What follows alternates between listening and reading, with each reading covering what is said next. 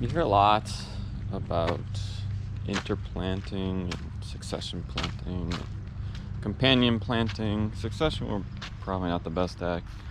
Companion planting, that's when you plant separate plants together that collectively they provide a synergistic relationship. So like beans fixate the nitrogen in the soil, so a nitrogen feeder, a heavy feeder like squash, can just reap the benefits of that. I've tried many different varieties of it. I pretty much don't do any of it simply because it's just more of an annoyance than anything, and it's just so much easier when you have one crop in a bed. So I'll show you interplanting. We'll just consider it interplanting because it's not companion planting. And it's just essentially the result of me being behind schedule. And I just want to show you the vast difference of when you have two crops very crowded together and the difference of when you don't have a crop crowded with another crop. So if you just look back just a little. So if you look at it here, I have no other crops associated with it. You see nice big growth of these. And these seeds, everything was planted around the same time.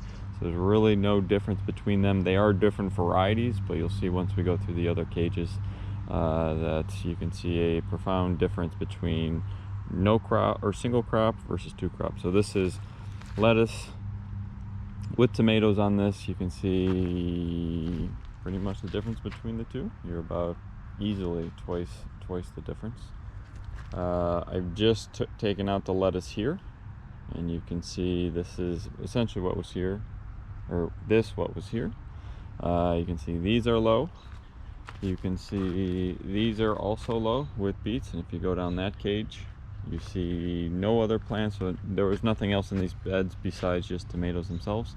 And you can see that these ones are probably 3 times the size of what these are. And these are, I was concerned about these ones because of the shade and everything, but I guess I should be more concerned about the intercropping than anything with that. So there is something to it. The one plant feels the other plant, whether it's root, whether it's the physical vegetation on top, whatever it may be. There is definitely a negative impact for intercropping for this, and there's been no benefit. The plants are fine. They're not going to not grow. They're certainly going to grow, but nothing to the extent of this. So when you are going through companion planting or interplanting, it's something I don't do. I don't even recommend. It's just more of an annoyance, but now you can see it actually has a detrimental impact on the growth of crops. So something to think about when you read about this.